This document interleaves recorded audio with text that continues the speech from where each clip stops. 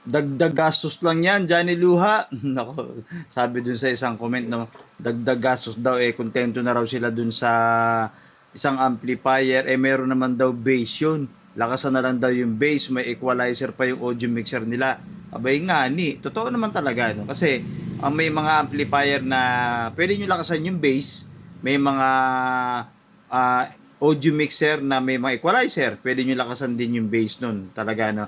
Pero alam nyo ba, ang kagaya ng mga ganitong BBE Maximizer ay isa po sa talagang mga nagpapaganda at nagpapagapang ng tunog ng bass. Nag-aangat din siya ng mid-high, no?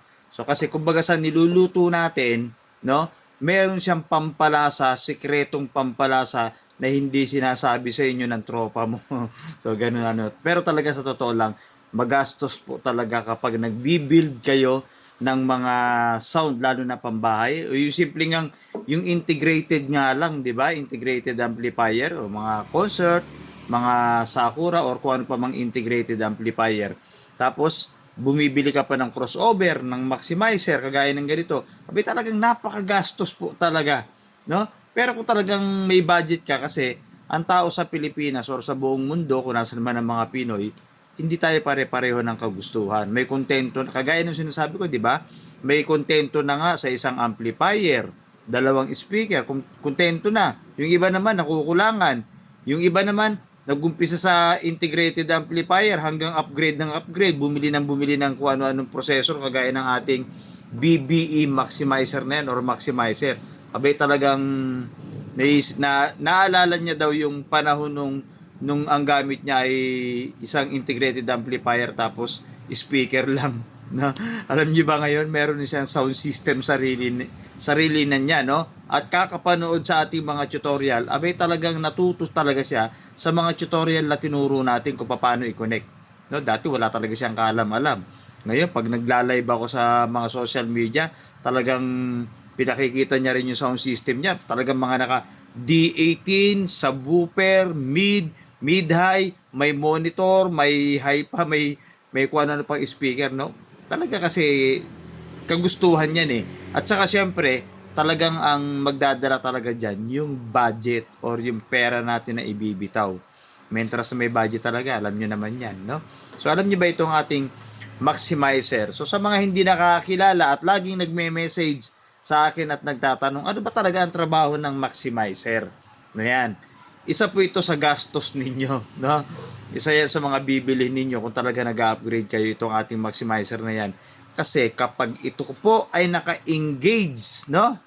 Pag yan ay naka-engage, nakapindot po yan, mapapakinggan ninyo yung kaibahan ng tunog ng inyong mga bass sa bahay. Kahit pa sabihin na wala kayong subwoofer, meron lang kayong mga D15, D18, pag in-engage nyo yan or pinindot nyo yan, tapos isa-isa ninyong pinipihit, mapapakinggan ninyo kung ano yung nagbabagong tunog, lalo na yung bass at mid-high ninyo. Ang ganda po ng tunog, lalo na yan kung meron po kayong subwoofer, no? Subwoofer, sub-speaker, mapa D15, D18. Nako, sabi nga nung mga naunang tinuruan ko, nung hindi daw nila to kilala, kontento na sila. Abay, nung nakabili yung mga taga Batangas, no? Abay, sabi nila, abay, Johnny Luha, grabe pala ang maximizer na yan. Angatan ng bubong namin, no? Parang, hindi naman literal na umaangat. Yung expression lang yun na kulang na lang umangat daw ang bubong. Expression lang din naman, huwag niyong gawin literal, ha? Yun ay expression lang na, ng mga karamihan na para bang nagigi-exag sila, no? Sabi niya, grabe, halos umangat ang bubong namin, ang yero namin, so sobrang lakas. Pero alam nyo, kapag kayo mismo talaga nagkaroon ng ganito at meron kayo mga D18, D15 or kahit pa sabihing powered na subwoofer, makikita or mararamdaman or mapapakinggan po ninyo mismo yung kaibahan ng merong ganitong processor. Alam nyo, sa mga sound system, kung napapanood niyo sa mga competition, no? Talagang kumpleto sila, makikita nyo to. Madalas po ninyo makikita tong maximizer. Marami pa kasing processor na iba-iba pa na yung iba hindi nyo pa kilala, no? So pero ang kadalasan at basic na mga ginagamit ng mga nagsa-sound system ay ganito. Maximizer, crossover, may mga exciter pa yan, no? May mga booster pa yan, may mga ganun eh. Pero kadalasan kasi, kagaya nito, yung meron ka lang crossover, maximizer, equalizer, exciter, yung apat lang, no? Abay talaga. Sabi ko sa inyo, talagang solid na po ang tunog. O lalo na yung iba kasi may power, may naka-powered speaker pa no? O, tinuro ko naman sa inyo kung paano ginagamit to, di ba? Pasyalan nyo sa mga nauna kong videos. Yan, meron tayong tutorial na naunang videos dito. Marami yan, maraming tutorial yan. At tinesting po natin ito ng actual. Tinuro ko na rin sa inyo ng walang cable. Tinuro ko na rin na may cable wire to. Tinuro ko na rin kung paano i-connect sa maximizer, sa amplifier, sa equalizer. Tinuro ko na rin yan. Kaya lang, syempre sa dami ng videos ay talagang, asan nga ba rito yun? Sa dami ng video nito, alin nga ba rito yun, no? Kaya minsan, sabi ng iba, paulit-ulit na lang ang content mo kasi ina-update natin. Kawawa naman yung mga hindi nakapanood, yung mga tamad ng tumingin sa video, no? Kaya gumagawa tayo ng mga ganito pang tutorial. O kaya sa mga susunod natin tutorial, ituturo ko sa inyo kung paano naman ginagamit ito sa power amplifier. Kasi kadalasan tinuturo ko sa inyo integrated kasi mahirap talaga ang integrated amplifier. Kasi maraming pinipindot po ron, maraming binabalance doon, maraming pinipihit-pihit doon. Pag sinabing power amplifier, dalawa lang yan. Dalawa lang ang volume yan. A and B lang or left and right lang. Wala ka nang pipindutin selector, no? Pag kinunik mo, pihit, alas 12 agad, alas 3 agad, no?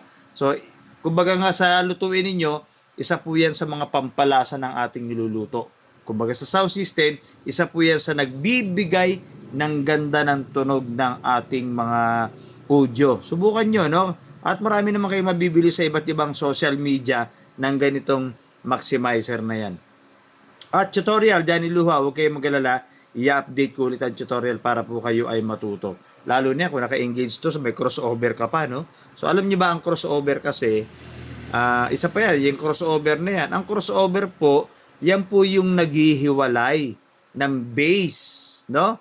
Ng bass or yung tinatawag natin na low. Kasi sa audio mixer ninyo, may nakalagay dyan, bass. Or yung kung tawagin nila, ay, ang lakas ng bass nung tunog nung ampli, nung box, no? Ganun yun eh. May mga low kung tawagin, ano?